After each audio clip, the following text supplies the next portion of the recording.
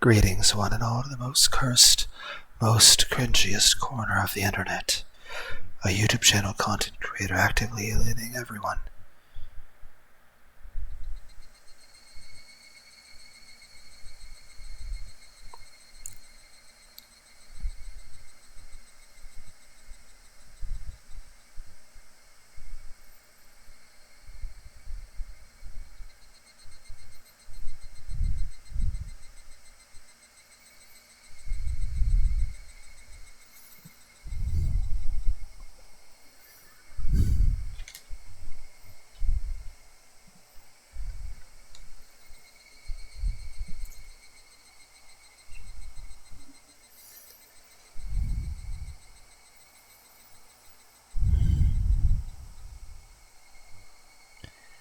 In both the analog and digital world. Welcome and good evening, wonderful dice of all alignments. I am Lunar D8.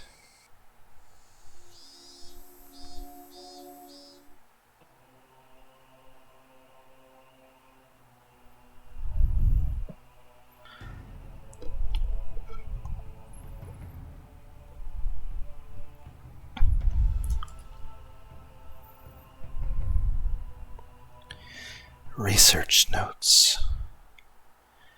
The Hojo family.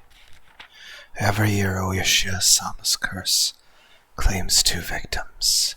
That means with the 4 years in a row, there have been 8 now.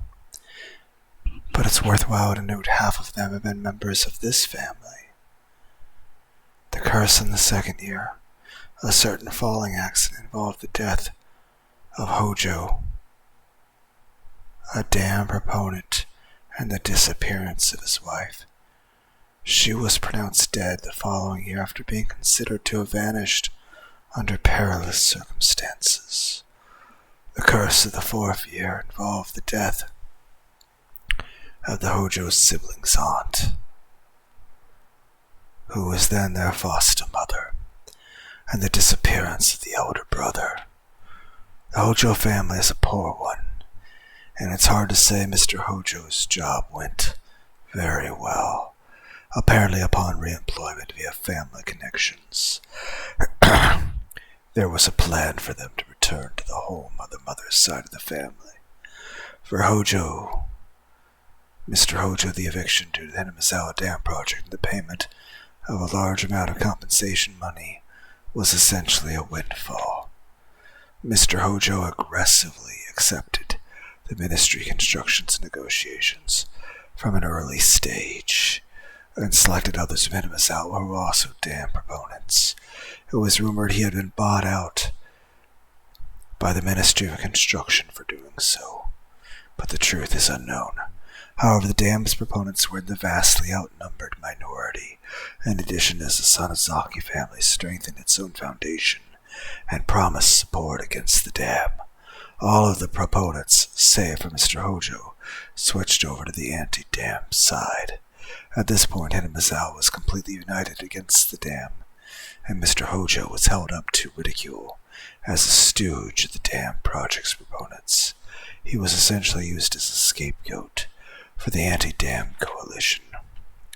In the end, the dam project collapsed with Oyashiro-sama's curse and the dismemberment incident. However, punishment towards the bitter enemies supporting the dam project continues to this day. There are not many left today who supported the dam project, nor who had a negative reputation at the time. If there were any candidates left for the curse, it's the husband of the housewife who was beaten to death last year, Teppei Hojo, and Mr. Hojo's daughter, Satoko Hojo. Strangely, these two are the only candidates left. Will this year's curse come down on the 2 of them? There is more than enough value in observing both.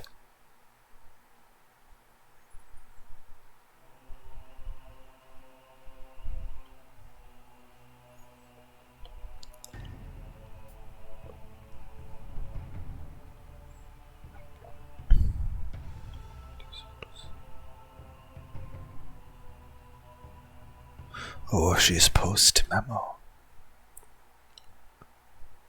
To Oishi-san. There was a call for you from Section 4's Chief Shigeharu. Apparently, the slaughtered corpse in Ojikawa River is related to the S group as we thought. We're still verifying what happened behind the scenes, but apparently deceased filled up dozens of self-created fictional bank accounts to their limits of money from the S group, reaching around 100 million yen. It appears there were 3 or 4 men with former S group connections involved in this. They've clearly disappeared along with millions of yen. The deceased was tortured on that point for information, and she was clearly slaughtered as an example to others. There are apparently some real wizards chasing down the people who disappeared. They're also spreading letters related to Yakuza groups not to harbor them. There's still no evidence that Teppei Hojo is one of those people. From what Chief Shigeharu has seen, nothing's been announced. For such a dependent, the man wasn't trusted at all. Teppei Hojo has left his apartment in Okonomio and has returned to his former residence in Hinamizawa.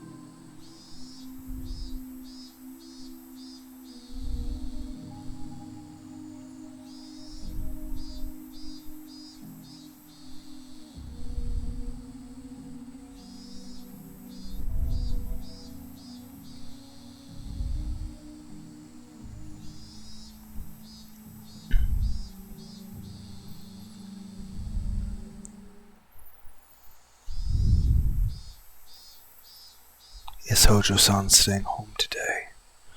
Furude-san, do you know anything? The teacher's voice wasn't critical, but Rika-chan hung her head, unable to answer, and I felt really bad for her.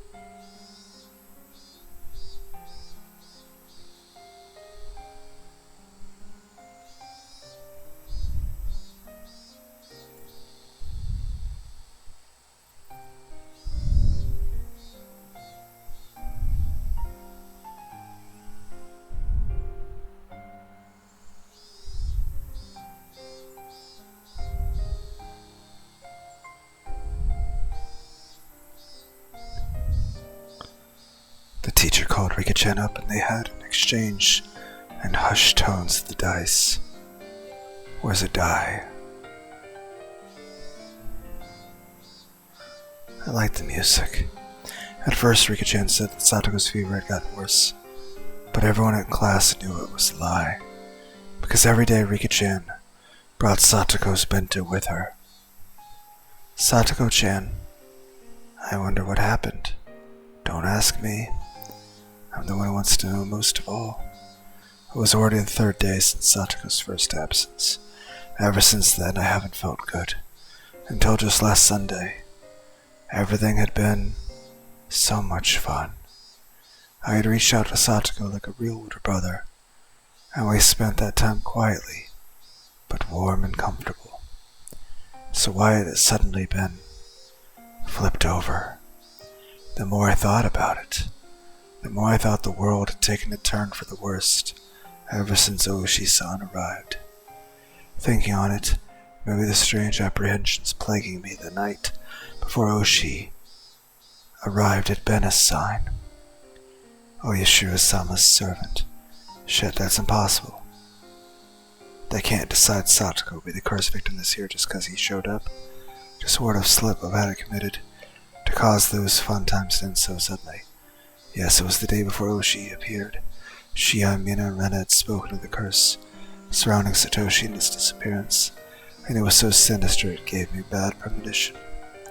Such a small thing was the slip-up that invited Oishi-sama's servant. It was absurd. I kept on groaning to myself that I would never accept it ever. I obviously wasn't the only one suppressing my feelings. Mian and Rena were too. Everyone in class was doing it. Rika-chan knew something about Satoko's situation, but she wouldn't tell us. Rika-chan still held a calm attitude like a cat basking in the sun, but she was being unbelievably stubborn about this whole thing. She didn't want to tell us, and that wouldn't change no matter how many times we asked her. Everyone understood that, so nobody questioned her. If Rika-chan won't talk, then we'll just have to wait, and she might not be talking because it's something not worth saying. There was no persuasive power in reassurance, given with an anxious face like that.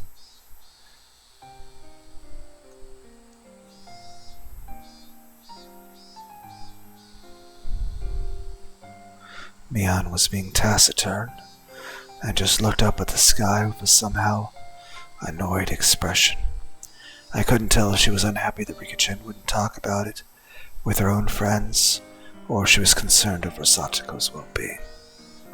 And what about me? My anxiety was suffocating me.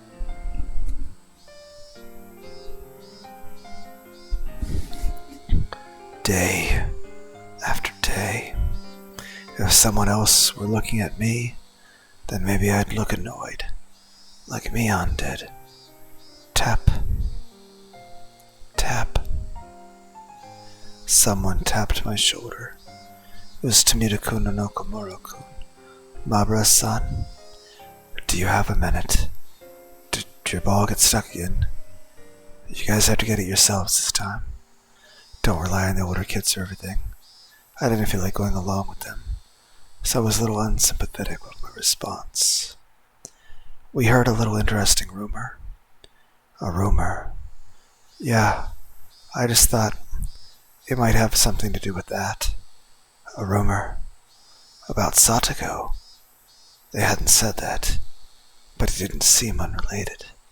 They didn't want to talk in the classroom, so they pulled me behind the school building, lending further credence to that thought. The back of the school was damp and humid like always. Students really didn't come here because they wanted to. It might, however, have been the ideal location for trading rumors away from prying eyes. Tomita-kun, Okamura-kun, these rumors, they're about why Satoko is absent, right? We don't know if it has something to do with it, though. Or maybe, what on earth happened to Satoko? Is she sick? Or could she be, like, really sick or injured or something? No, actually, it's the opposite. I heard my grandma saying that she came to buy tofu at our shop yesterday. Oh, Tomita's family runs a tofu shop, added Okamura-kun. She went shopping to buy some tofu. My voice sounds so stupefied, even I can tell.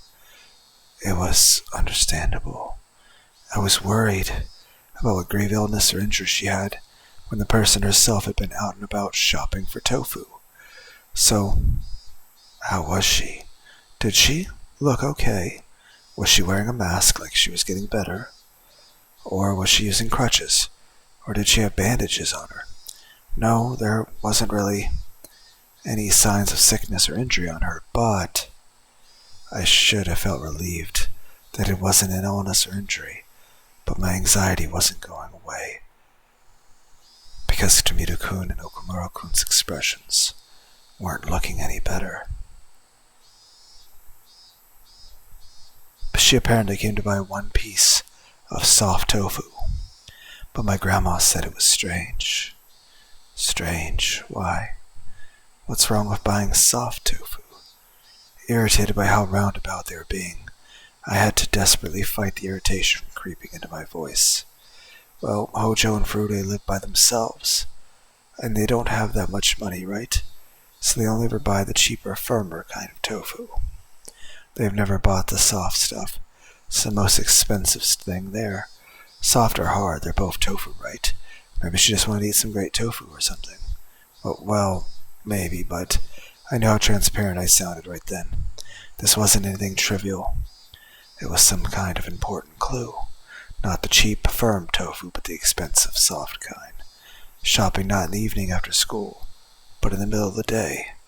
I couldn't figure out what those things meant. As I thought hard about it, Okumura-kun took his turn to speak. Me next. This is just a rumor, but apparently he's back. He? Who? Who's back? Hojo's uncle. Satoko's uncle.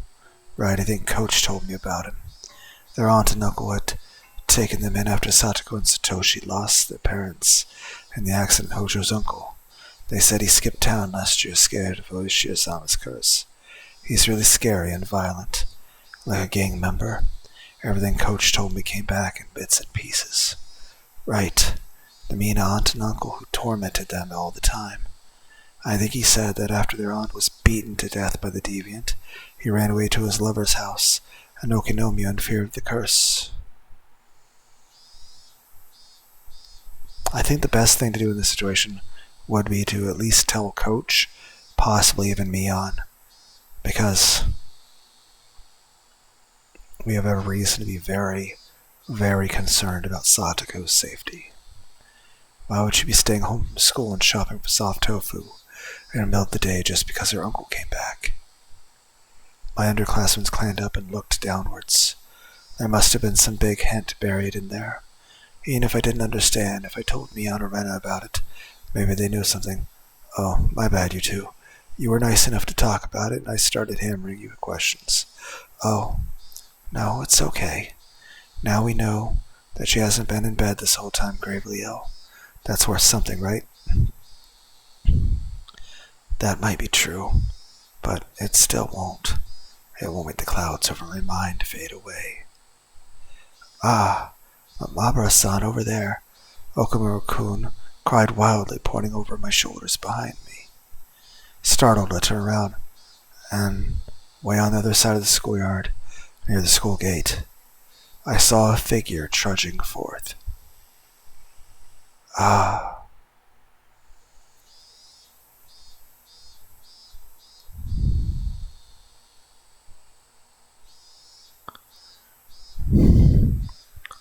Well,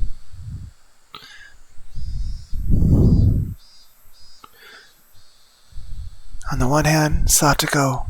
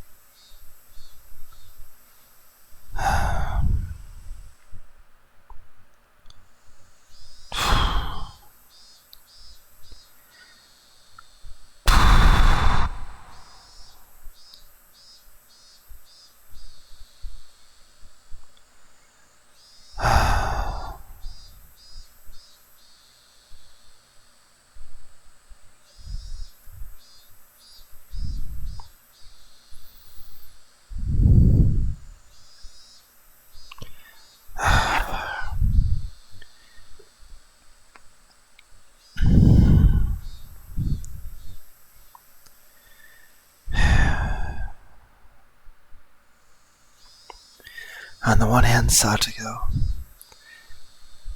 I'm happy to see you. I was worried. On the other hand,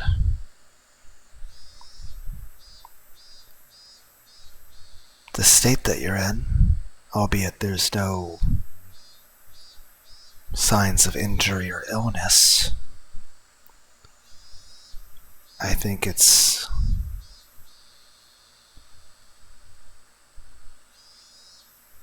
fairly obvious and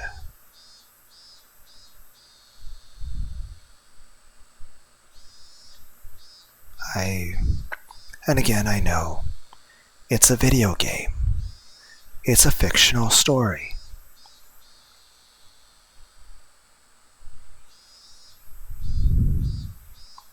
And I know I'm sitting down on my bed with a laptop in front of me. Sitting in Indian style, my legs crossed, with a laptop on my bed in front of me. It's just a fictional story. It's just a video game. It's just a drawing. And while I said on the first hand, I actually do feel happy and relieved even as the human being playing this fictional story, as I'm overly empathizing with Keiichi-kun and feeling happy and relieved to see Satoko. But on the other hand, while I don't know exactly what Keiichi's going to say or do in reaction to this, nor what the rest of my friends are going to react to this as.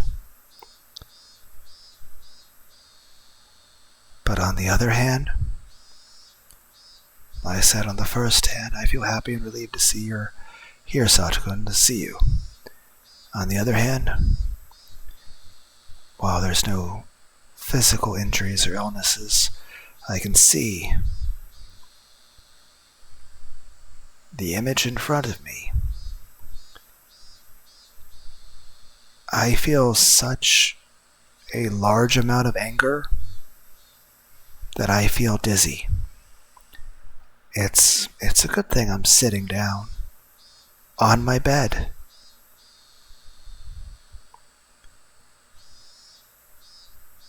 Because I actually feel like the walls are spinning. I feel dizzy.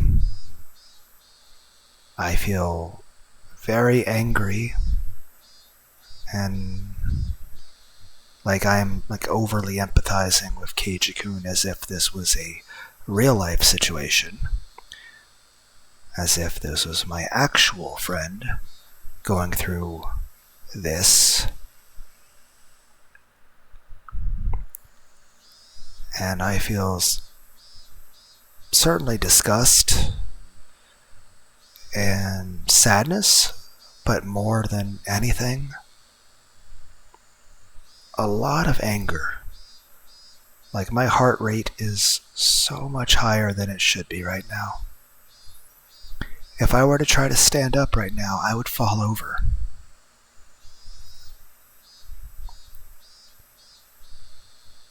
The walls are moving.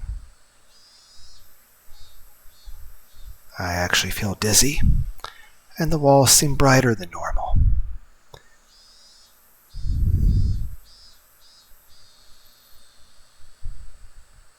I actually feel like I'm on like a fucking rocking ship in the middle of a fucking ocean or something.